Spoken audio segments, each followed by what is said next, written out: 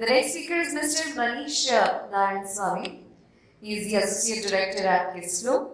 Mr. Manish is the BFSI practice within Kissflow and drives sales and go-to-market strategy for the Kissflow's BFSI customers across the globe. He has over 13 years of experience in helping multinational banks and other Fortune 500 companies digitally transform using cutting-edge technology. Mr. Manish stays enthusiastic about technology that can provide value to the end users while making things simpler for everyone else across the value chain. Please put your hands together for our next speaker, Mr. Manish.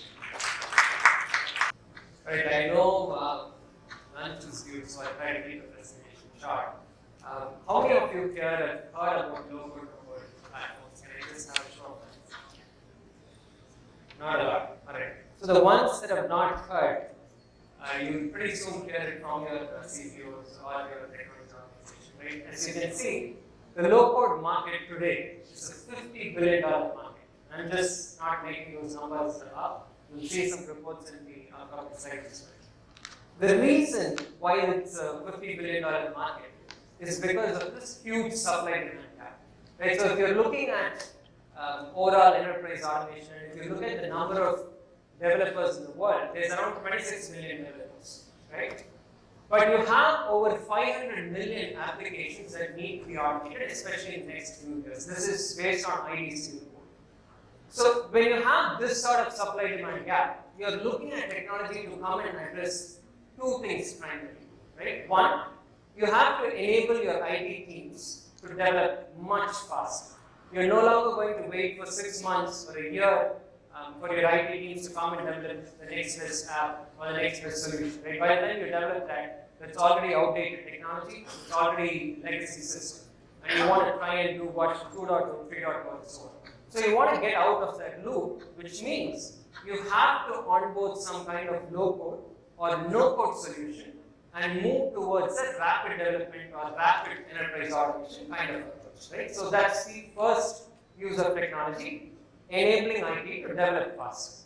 The second is, as you saw in the supply-demand gap slide, the previous slide that I just presented, it won't help how much ever you equip the IT teams. It won't help if they are the only ones looking enterprise-wide, solving for all technology needs, maintaining existing technology, and also trying to onboard new technologies, new applications, rapidly automating a lot of stuff to support business needs. So what you have to do is you have to help them give more hands and get more hands on deck. The way you do that is by this buzzing concept in enterprise automation called citizen development. What citizen development means is to engage the non-IT folks within your organization and equip them with the right set of tools to take part and co-create when it comes to enterprise automation, rapid application development, or overall just helping the technology organization within your enterprise. Right? So,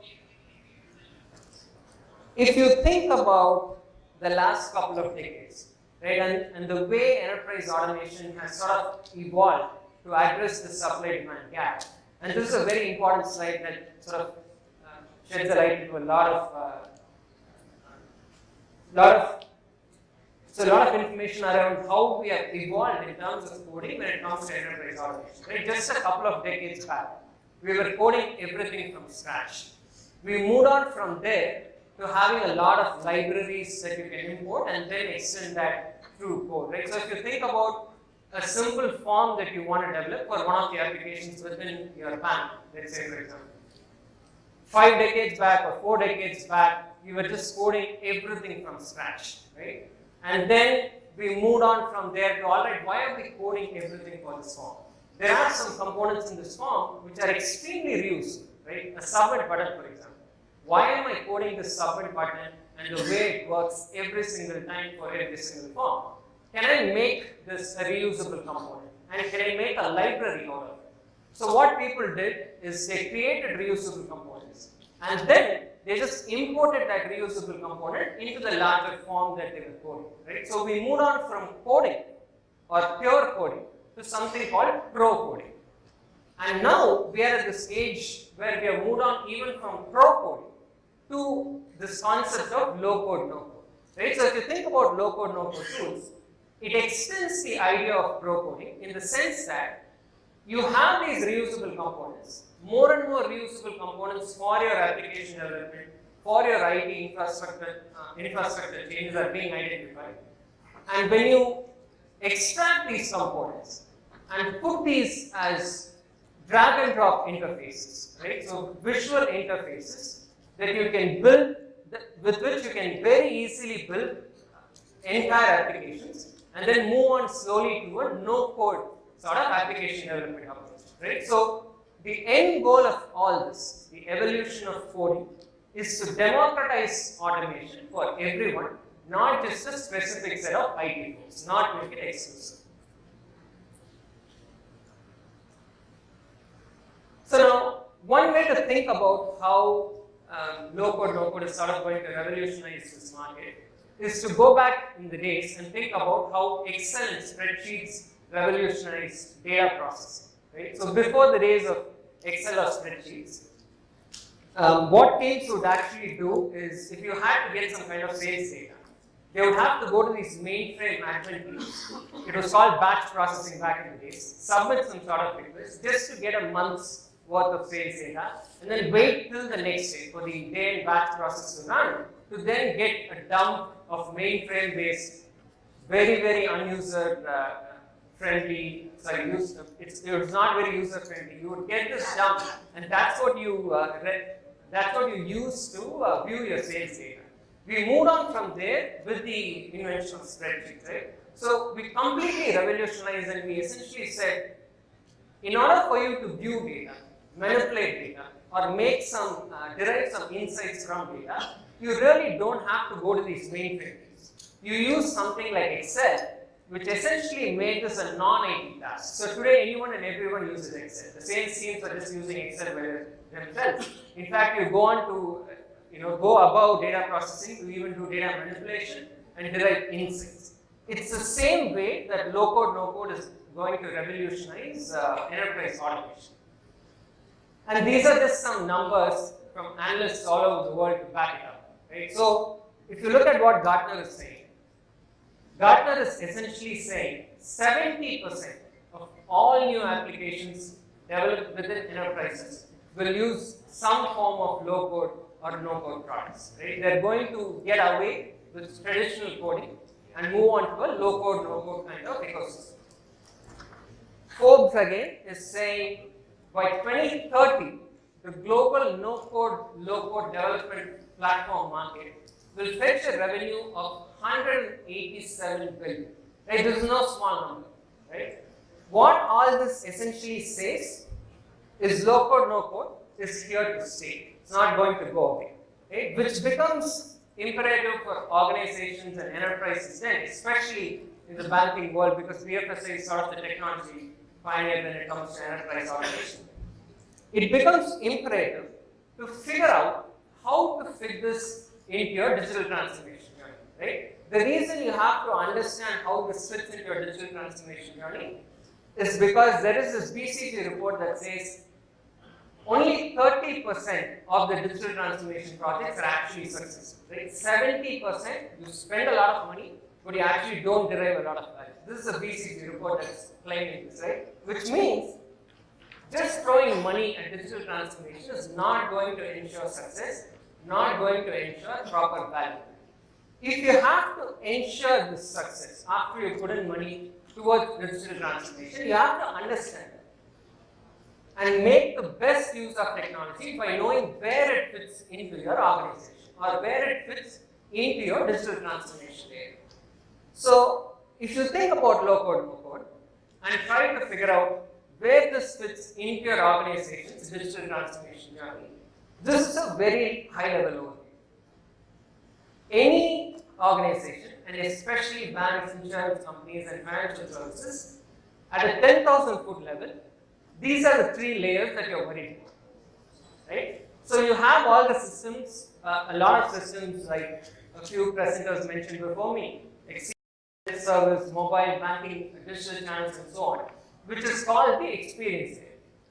In the back end, you have your core or data layer. right? Which is all the systems that are running your core operations and all the data warehouses and stuff like that.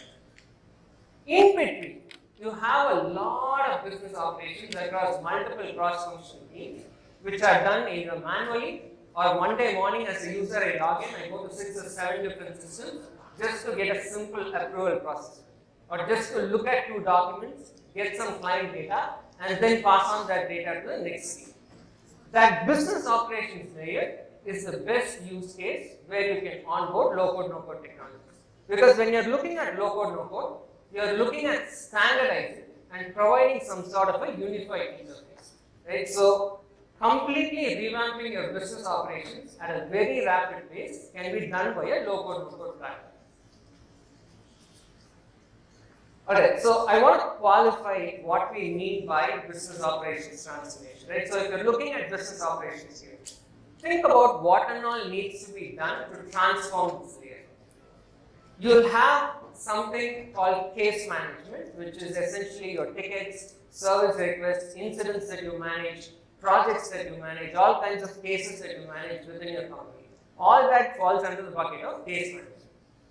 The next thing is process automation, right? Which is where you're worried about workflow automation, putting business rules to sort of automate your process, SLAs, notifications, regulations, user roles and privileges, who has access to what. So all this comes under process automation.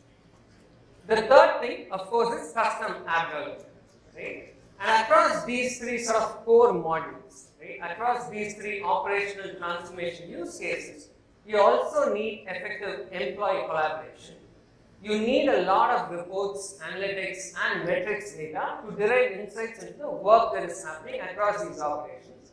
And you also need integration tools, right? So any platform you bring in, whether it's a low-code, no-code platform, whatever it is, it cannot solve all your technology problems. So you essentially need this platform, even if it's low-code, no-code, to coexist with a lot of your existing technology systems and existing infrastructure. So all these components are essential for you to tackle this business operations layer.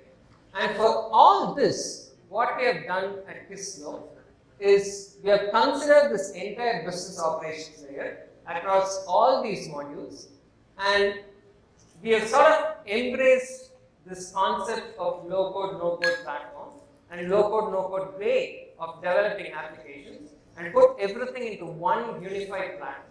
The best part about Kissflow as a platform is that we are a completely cloud-hosted SaaS platform, right? Which means all these functions that you saw as part of business operations are available to you at a rapid automation pace and as rapid development tools in one single cloud platform, thereby anything that you need to do across others when it comes to enterprise automation or development or subsequently using these as developed apps, the only thing you need to do is open your browser and type in URL, right? Whether it comes to development or ultimately using this as a business user. That's the power of putting everything in SaaS. Especially with all the banks moving towards a cloud-first approach, this again becomes essential, right? You no longer want to spend time and money in maintaining infrastructure on-prem, maintaining servers, databases, and having your IT teams again focus on onboarding new technologies and maintaining the infrastructure for that. Now, a testament to how good we are as a SaaS platform and how world over low-code, no-code is being embraced is the fact that we are present across 160 countries globally, and we have over 1 million active users on our platform, right? Just to give you an idea of the breadth of use cases that we solve, right? So as you can see, these are some of our customers across a wide array of industry spectrums, across different geographies. By virtue of being a low-code, no-code platform and not a solution, what we do is we give you the tools to automate and to rapidly develop any kind of application or any kind of operations that you're looking to transform. Which is why you're seeing a wide variety of customers use our platform to rapidly transform. I want to specifically highlight about one particular customer before I close the presentation, right? So, Bank of Philippines is one of the largest banks in Southeast Asia. And what they have done is, for a particular department, they understood the need for rapid automation. So they were looking to enable citizen development, which means they were looking to engage their business users and non-IT folks to take part in the transformation process. So that particular department, they took it as a case study. This is actually the HR and fraud and risk management department, right? So those two departments, they took it as a case study. They onboarded Kissflow, which is essentially just saying subscribe to Kissflow, right? No installation, none of that stuff. It's a SaaS platform. So they subscribe to Kissflow. They subscribe to this idea of a low-code, no-code way of development. And that entire department transformed their business operations within under 6 months. They were so impressed with the platform and the speed of transformation that they then extended Kissflow across their entire enterprise. If you're looking at this slide, their entire employee workforce is around 25,000 employees. And pretty much all their full-time employees are right now on Kissflow, right? We have over 18,000 users from Bank of Philippines on Kissflow. Monday morning, essentially what this means is Monday morning, when they log in to any of BPI's systems, they use Kissflow as sort of their landing page to run their end-to-end business operations. Right? So, like I said, I wanted to keep it short, considering it's you guys are doing lunch. So, if you want to know more about low-code, no-code way of development, or just generally about Kissflow, how Kissflow solves for this use case, please feel free to drop by. Thank you. Thank you.